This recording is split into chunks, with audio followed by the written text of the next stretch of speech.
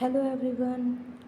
Previous class में हम लोग डिस्कस कर रहे थे सेंट्रीफ्यूज मशीन के बारे में, जिसके बारे में हम लोगों ने पढ़ा था उसका इंट्रोडक्शन, क्या होता है, किस प्रिंसिपल पर काम करता है सेंट्रीफ्यूज मशीन, इसके बारे में हम लोगों ने जाना था। और उसके बाद में हम लोग पढ़ रहे थे उसके कुछ कंपोनेंट्स कि सेंट्रीफ्यूज मशीन में कौन कौन से कंपोनेंट्स पाए जाते हैं, जिसमें मैंने आपको बताया था एक मोटर होगा, रोटर होगा, सैंपल्स की ट्यूब होंगी जिसमें ट्यूब रखी जाएंगी, लीड होगी सेफ्टी के लिए, स्पीड कंट्रोल करने का सिस्टम होगा, टाइमर होगा और एक डिस्प्ले पैनल होगा जिस पे हमको सारी चीज़ें वो बताई जाएंगी, दिखाई देंगी, शो होंगी कि कितने टाइम के लिए हमने सैंपल डाला है, कितना टेम्परेचर उसको चाहिए, ये सारी चीज़ें। इसके अलावा एक कूलिंग सिस्टम भी होता है, रेफ्रिजरेशन सिस्टम भी होता है उसके अंदर, क्योंकि अगर सैंपल बहुत देर तक रोटेट कर रहा है तो उसका टेम्परेचर इंक्रीज़ हो सकता है। ठीक है, तो बढ़ा हुआ जो टेम्परेचर है वो क्या करता है कि सेल्स को डैमेज कर सकता है, सैंपल को बेकार कर सकता है। इसके लिए सेंट्रीफ्यूज मशीन के अंदर एक छोटा सा रेफ्रिजरेशन सिस्टम भी बनाया जाता है। फिर हम लोग बात करेंगे कि कितने टाइप्स के रोटर्स यूज़ होते हैं सेंट्रीफ्यूज मशीन के अंदर। ठीक है, तो there are different types of rotors used in centrifuge machine. जैसे सबसे पहला है फिक्स्ड एंगल रोटर। इसमें 25 से 45 डिग्री के एंगल पे ट्यूब को होल्ड करने के लिए एक रोटर लगा होगा तिरछा टाइप में। ठीक है, जब भी हम नॉर्मली यही यूज़ होता है। ठीक है, तो नॉर्मली यही यूज़ होता है और जब भी रोटेट होता है बहुत ही ज़्यादा स्पीड के साथ में, तो रोटेट होते ही साथ ही इससे प्लाज्मा एंड सेल्स सेपरेट हो जाती हैं। ठीक है, तो ये फास्ट सेडिमेंटेशन भी देगा और नॉर्मली हर एक लैबोरेटरी में यूज़ किया जाने वाला रोटर होता है। ठीक है, उसके बाद में इसका यूज़ हम प्रोटीन्स के प्रेसिपिटेशन के लिए करते हैं, सेल्स पैलेटिंग के लिए करते हैं, नॉर्मली सैंपल्स को सेपरेट करने के लिए करते हैं और यूरिन के सैंपल को भी सेंट्रीफ्यूज करने के लिए इसका यूज़ किया जाता है।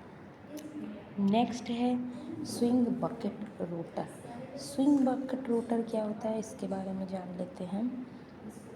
तो स्विंग बकेट क्या होता है, नॉर्मली हॉरिजॉन्टल पोजीशन में यूज़ किया जाता है।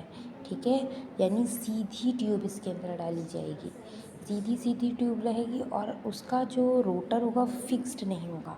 जब हम इसके अंदर ट्यूब डालेंगे तो ट्यूब हवा में तैरती रहेगी, यानी ट्यूब की गर्दन से वो उसको पकड़ लेगा लेकिन हवा में नीचे का पोर्शन तैरता रहेगा। और जब भी ये मूवमेंट करेगा, घूमेगा, तो ट्यूब क्या हो जाएगी, तिरछा हो जाएगी, जिसकी वजह से क्लियर लेयर सेपरेशन दिखाता है। इसमें ब्लड कंपोनेंट्स का सेपरेशन सबसे अच्छे से किया जाता है। ठीक है, बात करें वर्टिकल रोटर की, तो वर्टिकल रोटर का यूज़ भी किया जाता है लेबोरेटरीज़ में। इसमें जो ट्यूब है वो वर्टिकली प्रेजेंट होती है और जो सेपरेशन है वो बहुत ही ज़्यादा फास्ट होता है। सबसे ज़्यादा फास्ट जो सेपरेशन है वो इसी ट्यूब में होता है। ठीक है, इसमें और भी क्या करते हैं, डीएनए आरएनए का आइसोलेशन भी करते हैं, अल्ट्रा सेंट्रीफ्यूगेशन के लिए यूज़ किया जाता है। यानी कि ये नॉर्मल लेबोरेटरीज़ में नहीं यूज़ होता है नॉर्मली। ठीक है, ये उन लेबोरेटरीज़ में यूज़ किया जाता है जैसे मॉलिकुलर लेबोरेटरीज़ होती हैं, उनमें यूज़ किया जाने वाला ट्यूब या रोटर होता है। ठीक है, अब सेंट्रीफ्यूजेस के यहाँ पर कुछ टाइप्स भी दिए गए हैं, उनको भी हम लोग पढ़ लेते हैं। There are different types of centrifuge machine used in इसमें क्या होता है कि सबसे पहले एक है bench top centrifuge. Bench top में एक छोटा सा सेंट्रीफ्यूज रहेगा, इसको रख देंगे हम टेबल पे, और इस पे जो ब्लड है और यूरिन है उसका सेंट्रीफ्यूगेशन किया जाता है। ठीक है, ठीक है। तो यहाँ पर ये होगा नॉर्मली यूज़ किया जाने वाला। इसमें ब्लड का सैंपल, यूरिन का सैंपल हम सेपरेट करते हैं।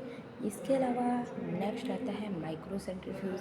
माइक्रो सेंट्रीफ्यूज क्या होता है कि वो स्मॉल ट्यूब्स के सेंट्रीफ्यूगेशन के लिए यूज़ होता है।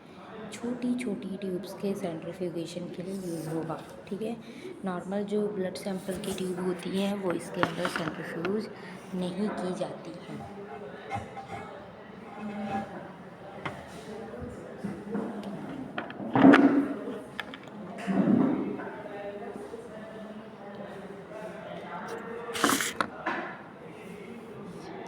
और ये जो स्मॉल ट्यूब्स हैं इनकी कैपेसिटी ऑलमोस्ट 0.5 से 2 ml तक की होती है। ठीक है, मॉलिकुलर लेबोरेटरीज़ में यूज़ होती है, यानी कि जहाँ पर क्रोमोसोम्स जीन्स की स्टडी होती है वहाँ पर यूज़ किया जाता है। ठीक है, refrigerated centrifuge. Refrigerated centrifuge use किया जाता है, मेंटेन करता है ये लो टेम्परेचर को, यानी उसका नाम ही है रेफ्रिजरेटेड सेंट्रीफ्यूज, यानी ये सैंपल को कूलिंग भी देगा, टेम्परेचर उसका कम रखेगा। और ये ऐसी चीज़ों के लिए यूज़ किया जाता है जहाँ पर हमें लो टेम्परेचर की नीड हो, जैसे एंजाइम्स के लिए, प्रोटीन्स के लिए, हार्मोन्स के लिए। ठीक है, वहाँ पर ये यूज़ किया जाता है। नेक्स्ट आता है high speed centrifuge. High speed centrifuge normal जो एक सेंट्रीफ्यूज होता है जिसकी स्पीड 2500 आरपीएम या 3000 आरपीएम होती है, ये उससे ज़्यादा हायर होता है। ठीक है, तो रूटीन सेंट्रीफ्यूज से भी बहुत तेज़ी से ज़्यादा इसका आरपीएम यूज़ होता है, और ये भी रिसर्च लेबोरेटरीज़ में यूज़ किया जाता है। नॉर्मल लेबोरेटरीज़ में इसका कोई भी यूज़ नहीं होता है। एक नेक्स्ट इसका जो टाइप्स है माइक्रो सेंट्रीफ्यूज या रेफ्रिजरेटेड सेंट्रीफ्यूज के अलावा भी एक सेंट्रीफ्यूज होता है जिसका नाम है अल्ट्रा सेंट्रीफ्यूज। अल्ट्रा सेंट्रीफ्यूज क्या होता है कि ये एक्सट्रीमली हाई स्पीड पे काम करता है, लगभग 1 लाख आरपीएम पर यूज़ किया जाता है, या उससे भी ज़्यादा तेज़ स्पीड पर ये सेंट्रीफ्यूगेशन कर सकता है।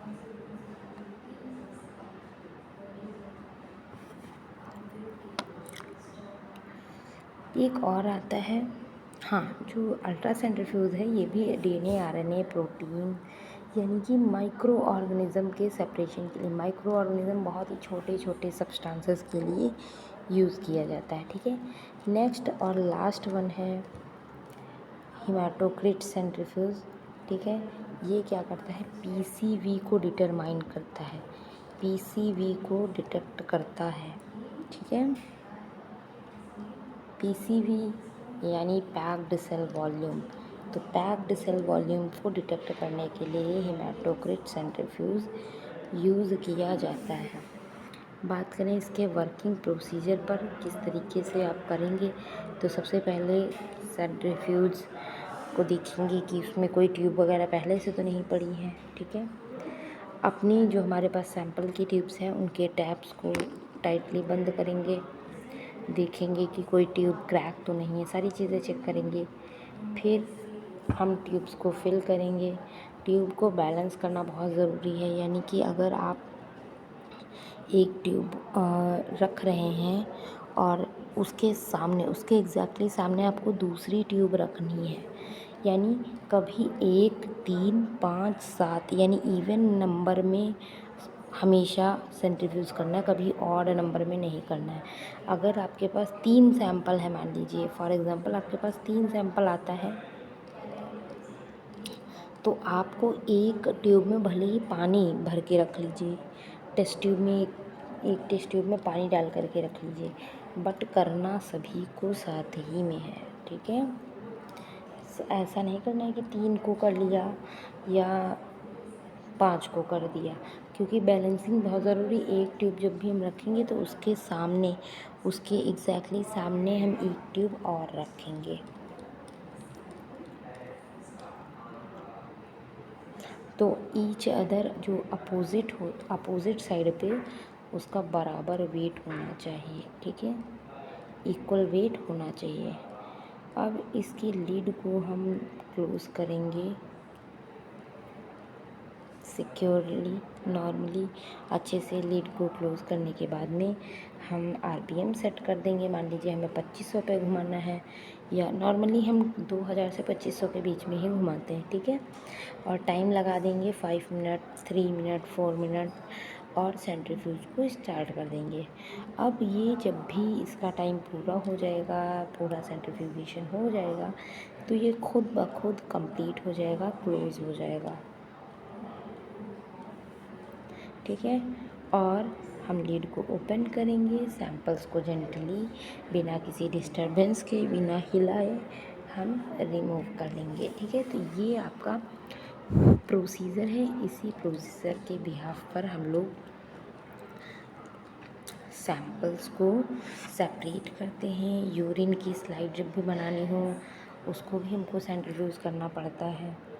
यूरिन की भी स्लाइड, यूरिन में क्योंकि नॉर्मली यूरिन को हम डाल करके सेंट्रीफ्यूज करेंगे तो उसकी जो कास्ट हैं, उसके जो सेल्स हैं, एपिथेलियल सेल्स, अगर कोई बैक्टीरिया है, ठीक है, या आरबीसी या कुछ भी अगर यूरिन में प्रेजेंट है तो वो नीचे बैठ जाएगी, और जो फ्लूइड है वो ऊपर है आ जाएगा। तो फ्लूइड को फेंक करके हम जो नीचे का बचा हुआ पोर्शन है इसकी माइक्रोस्कोपी करते हैं।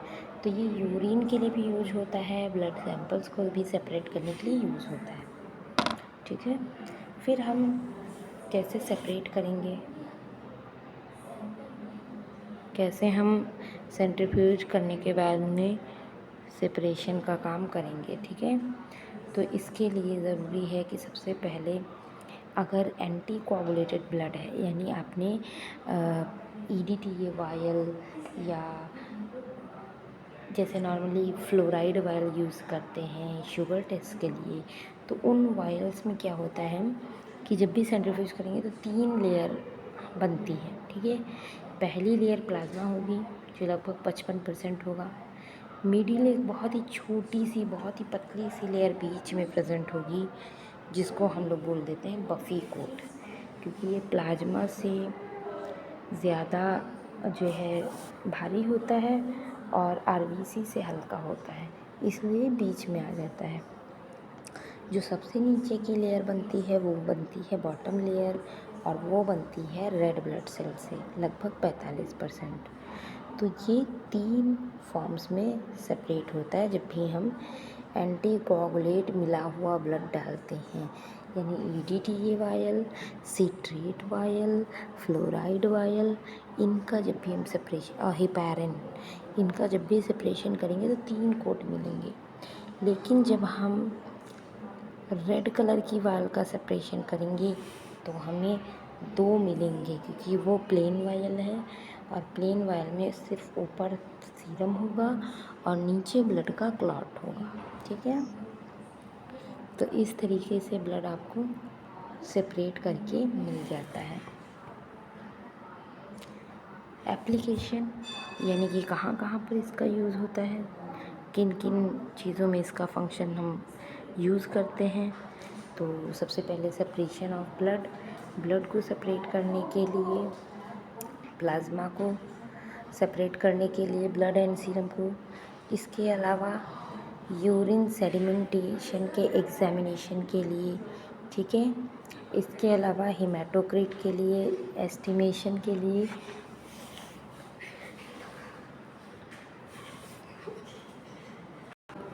ओके, तो बात कर रहे थे हम लोग एप्लीकेशन की। तो एप्लीकेशन में मैंने आपको बताया कि नॉर्मली सीरम एंड प्लाज्मा को सेपरेट करने के लिए यूज़ होता है। यूरिन सेडिमेंट के एग्जामिनेशन के लिए अभी मैंने आपको बताया था कि यूरिन की स्लाइड जब हम बनाते हैं तो इसका यूज़ होता है। हेमाटोक्रिट के एस्टिमेशन के लिए पीसीवी और जो ईएसआर ट्यूब के थ्रू हम करते हैं ना, ईएसआर का एस्टिमेशन, जो ईएसआर ट्यूब होती है, तो देखिए वैसे तो ईएसआर 1 घंटे के लिए लैब में रखा जाता है। ट्यूब भर करके आप लैब में 1 घंटे के लिए रखते हो और फिर कितना प्लाज्मा ऊपर दिख रहा है या कितना नीचे बैठ गया है आरबीसी, इससे हम ईएसआर एंड पीसीवी निकालते हैं। बट कभी कभी हमको बहुत जल्दी सैंपल रिपोर्ट करना होता है तो हम उस ईएसआर ट्यूब को सेंट्रीफ्यूज भी कर सकते हैं।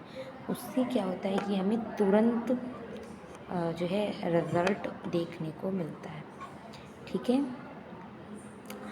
उसके बाद सेल हार्वेस्टिंग, अगर किसी फ्लूइड में सेल्स प्रेजेंट हैं तो हम उसको सेंट्रीफ्यूज करेंगे तो सेल नीचे बैठ जाएंगे। डीएनए आरएनए के एक्सक्रीशन के लिए और प्रोटीन के प्यूरिफिकेशन के लिए यूज़ होता है। माइक्रोबायोलॉजी के सैंपल्स के प्रिपरेशन के लिए यूज़ होता है। ब्लड बैंक के लिए यूज़ होता है। ठीक है। कंपोनेंट्स को सेपरेट करने के लिए यूज़ होता है। फार्मास्यूटिकल रिसर्च में, वैक्सीन्स के प्रोडक्शन में, बहुत सी चीज़ों में ये यूज़ होता है।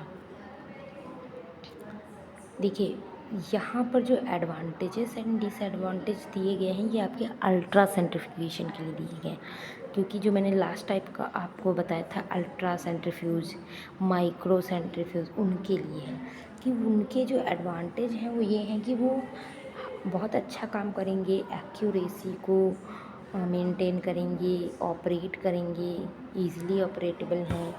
ठीक है। लेबोरेटरी टाइम भी बचाते हैं, सब कुछ है।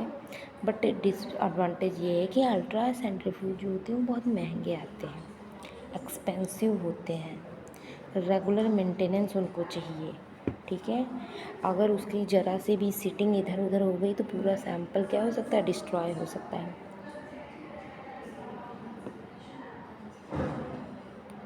क्योंकि देखिए उसमें हम डीएनए आरएनए का सेंट्रीफ्यूगेशन कर रहे हैं ना, तो ज़रा सा भी अगर स्पीड उसकी इधर से उधर हुई तो वो सैंपल्स को डीएनए आरएनए के को ब्रेक कर सकता है, उनके टुकड़े कर सकता है इस तरीके से। ठीक है। तो डिसएडवांटेज भी इसके हैं। और एक और डिसएडवांटेज कि ये बहुत ही तेज़ चलता है, बहुत ही हाई स्पीड पे। तो कभी भी कोई हाई स्पीड पे जब चलता है मशीन तो उसमें हीट जनरेट होती है और हीट ज़रूर जनरेट होती है। ठीक है। और रोटर को जो है इम्बैलेंसिंग की वजह से भी इंस्ट्रूमेंट डैमेज हो सकता है। जो मैंने अभी आपको बताया था कि आपको जो वायल्स यूज़ करनी है वो हमेशा बैलेंस फॉर्म में रखनी है। कभी भी ऐसा नहीं करना है कि एक साइड रख दिया एक साइड नहीं रखा, इससे बहुत ही ज़्यादा प्रॉब्लम क्रिएट हो सकती है। ठीक है। तो नॉर्मली इस तरह से ये काम करता है। इसके डिसएडवांटेज एडवांटेज ये हैं। कुछ प्रिकॉशंस भी यहाँ पर दिए गए हैं कि बैलेंसिंग बहुत ज़्यादा ज़रूरी है, बैलेंसिंग करना ज़रूरी है। ओवरलोड कभी भी नहीं करना चाहिए ट्यूब्स को। स्पीड हमेशा सेलेक्ट करके चलानी चाहिए। लीड को हमेशा लॉक रखो। ठीक है। कभी खुला लीड रख करके सेंट्रीफ्यूज करने की कोशिश नहीं करनी है हमें। और रोटर को कभी हाथ से रोकने की कोशिश नहीं करनी चाहिए। रोटर को खुद से रुकने का मौका देना चाहिए। जब वो कम्प्लीटली स्टॉप हो जाए तब आपको आगे के काम के लिए प्रोसीड करना है। ठीक है। तो it is all about the centrifugation machine.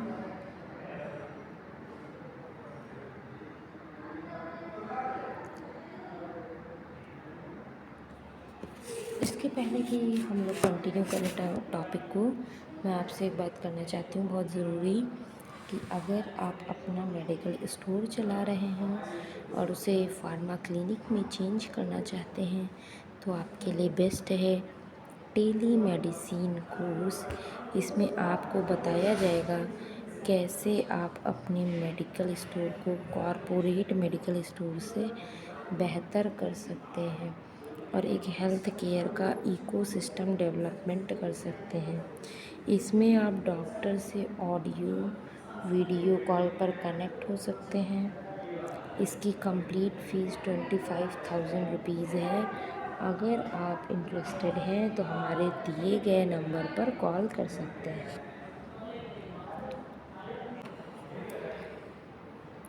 Okay, सो हाँ, नेक्स्ट हम लोग बात कर लेते हैं इसके मेंटेनेंस की। मेंटेनेंस इसका हम कर सकते हैं। इसको क्लीन रख के इसके पार्ट्स का प्रॉपर लुब्रिकेशन होना चाहिए। रोटर्स को हमेशा चेक करना चाहिए। आरपीएम का कैलिब्रेशन भी टाइम टाइम पर होते रहना चाहिए। इंस्ट्रूमेंट हमेशा ड्राई रहे, डस्ट फ्री रहे, ठीक है। तो जैसे वैसे तो अलग अलग मशीन्स का जो कंपनी है अलग अलग क्राइटेरिया देती है मैन्युफैक्चरिंग कंपनी कि किस तरह से आपको मेंटेन करना है, ठीक है। तो आपको उसी के अकॉर्डिंग हमेशा चलना है। कुछ फिर भी कॉमन एरर्स देखने को मिलते हैं जिसके बारे में भी हम लोग डिस्कस कर लेंगे कि कभी कभी एक्सेसिव वाइब्रेशन होने लगते हैं। जैसे स्मूथली घूम रहा है बहुत तेज़ से, आपको आवाज़ से उसकी पता चल जाएगा, घूमेगा मोटर जैसे ही तो बहुत ही स्मूथली घूमेगा। कभी कभी वो वाइब्रेट करते हुए घूमेगा। इसका मतलब है कि आपने ट्यूब्स को प्रॉपर बैलेंसिंग नहीं की है। मैंने अभी आपको बताया कि अगर आप एक ट्यूब भी करना चाहते हैं सेंट्रीफ्यूज तो एक ट्यूब भी आप कर सकते हो, बट उसकी बैलेंसिंग जरूरी है। उसके अपोजिट साइड में, उसके सामने वाली साइड में आपको पानी से भर के एक ट्यूब रखनी है।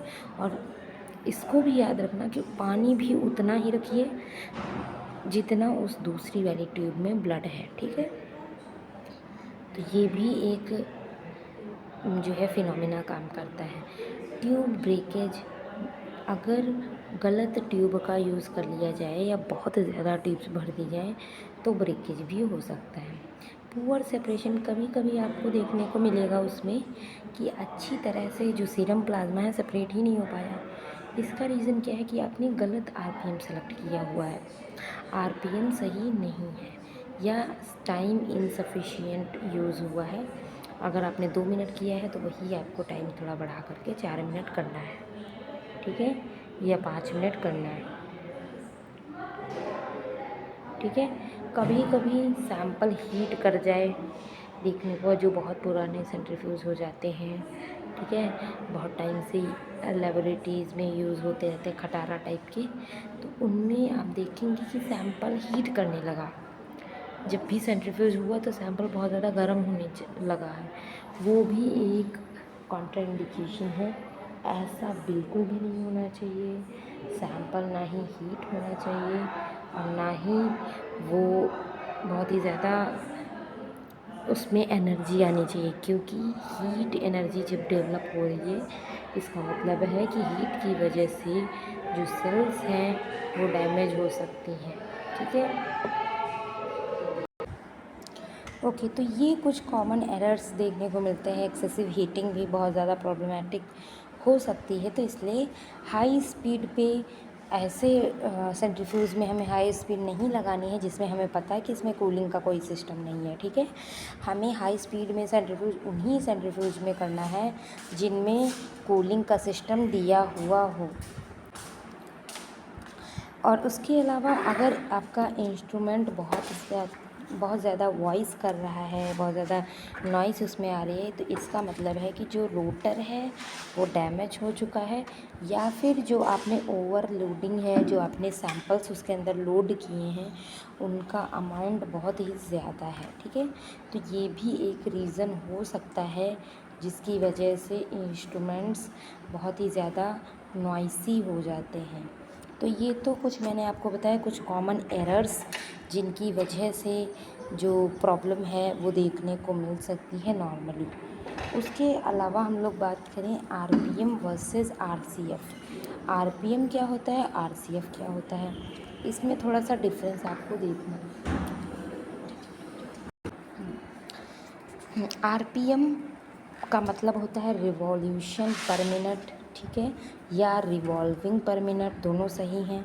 आरसीएफ का मतलब होता है रिलेटिव सेंट्रीफ्यूगल फोर्स। ये आरपीएम जो है वो बताता है इंस्ट्रूमेंट की स्पीड को, जो आरसीएफ है वो बताता है एक्चुअल फोर्स सैंपल पर कितना लग रहा है, सैंपल पर लगने वाला एक्चुअल फोर्स कितना है, ये बताता है आरसीएफ। ठीक है। अब मोटर की स्पीड पर आरपीएम डिपेंड करता है कि भाई अगर तेज़ मोटर चल रही है तो उसका आरपीएम बढ़ेगा, मोटर स्लो चल रही है तो उसका आरपीएम घटेगा। ठीक है। और लेकिन जो आरसीएफ है वो आरपीएम पे डिपेंड करता है और रोटर की रेडियस पर डिपेंड करता है। ये बताता है कि टोटल कितना फोर्स सैंपल पर लग रहा है। ठीक है। अब आरपीएम जो है कई अलग अलग टाइप के आरसीएफ्स को प्रोड्यूस कर सकता है और जो आरसीएफ है वो ज़्यादा अच्छा पैरामीटर माना जाता है। वैसे नॉर्मल लेबोरेटरीज़ में जो इंस्ट्रूमेंट यूज़ होता है उसको वो मेज़र किया जाता है आरपीएम के फॉर्म में यूज़ होगा और उसमें सिर्फ ये बताएगा कि कितनी स्पीड से वो घूम रहा है। बट आरसीएफ बहुत ही अच्छा पैरामीटर है, ये टोटल आपको बता देगा कि सैंपल पे फोर्स कितना लग रहा है, तो हम उसको अच्छे से देख सकते हैं कि कहीं सैंपल पे बहुत ज़्यादा फोर्स ना लग जाए, इसकी भी हमको ध्यान रखनी है। ठीक है। ये सारी चीज़ें। कलरीमीटर की बात करें, नेक्स्ट हमारा जो हमको पढ़ना है इंस्ट्रूमेंट वो है कलरीमीटर। आपका सेंट्रीफ्यूज मशीन कंप्लीट हो चुका है। सेंट्रीफ्यूज का principle, application, advantage, disadvantage, type of rotors, इन सभी का डिस्कशन हम लोगों ने कर लिया है कंप्लीट। ठीक है। और ये जो है कंप्लीट है। नेक्स्ट जो इंस्ट्रूमेंट आप पढ़ेंगे तीसरा, क्योंकि दो हमने पढ़ लिए हैं, एक हमने बैलेंस पढ़ा था जिससे हम अमाउंट मेज़र करते थे सब्सटेंसेस का, दूसरा हमने सेंट्रीफ्यूगल मशीन पढ़ी। अब उसके बाद में हम लोगों को पढ़ना है कलरीमीटर। तो आज इतना टाइम नहीं है लेकिन मैं आपको 2 लाइन में इसका इंट्रो दिए दे रही हूँ। नेक्स्ट इसको डिटेल में हम लोग डिस्कस करेंगे अगली क्लास में। तो कलरीमीटर का जो मतलब होता है, कलर और मीटर 2 वर्ड से मिलकर के बना है। कलर मीन्स आपको पता ही है जो कलर्स यूज होता है, और मीटर मतलब मीज़र करने वाला। तो ये किसी भी सैंपल के अंदर कलर की इंटेंसिटी को मीज़र करता है। मान लीजिए अलग अलग सैंपल्स यूज किए जाते हैं, हम सीरम, यूरिन में से सब देखते हैं कितना क्रेटिनिन, कितना यूरिया, कितना ग्लूकोज है, कितना बिलिरुबिन है, ये सारी चीज़ें हम देखते हैं। तो ये सारी चीज़ें अगर हम सैंपल में देख पा रहे हैं तो ये हम कलर के बिहाफ पर ही देखते हैं कि कितने अमाउंट का कलर उसमें है। कलर पहले हम कुछ ऐसा रिएजेंट डालेंगे जिसकी वजह से सैंपल का कलर चेंज हो जाएगा। अब सैंपल का जब कलर चेंज हो जाएगा तो हम उस कलर की इंटेंसिटी को मेज़र कर लेंगे और मेज़र करने के बाद में उसकी रिपोर्ट तैयार करके दे देंगे। तो आपको इतना अभी के लिए याद रखना है, जो कलरीमीटर होता है वो किसी भी सैंपल के अंदर प्रेजेंट कलर की इंटेंसिटी को मेज़र करता है सॉल्यूशन में। ठीक है। और इसी के बिहाफ पर हम सारे के सारे पैरामीटर्स का पता लगाते हैं कि क्या कितने अमाउंट में उसके सैंपल में प्रेजेंट है। तो ये बहुत ही वाइड रेंज में यूज़ किया जाने वाला मशीन है। इसके बारे में मैंने आपको इंट्रो दे दिया है। बाकी ये जो इमेज आपको दिख रही है इसका प्रिंसिपल है, बाकी की सारी चीज़ें कौन से प्रिंसिपल पे बेस्ड होता है, क्या इसका फ़ायदा है, कैसे काम करता है, ये सब हम लोग डिस्कस करेंगे अपनी अगली क्लास में। ये क्लास यहीं तक रखते हैं। Okay, thank you everyone.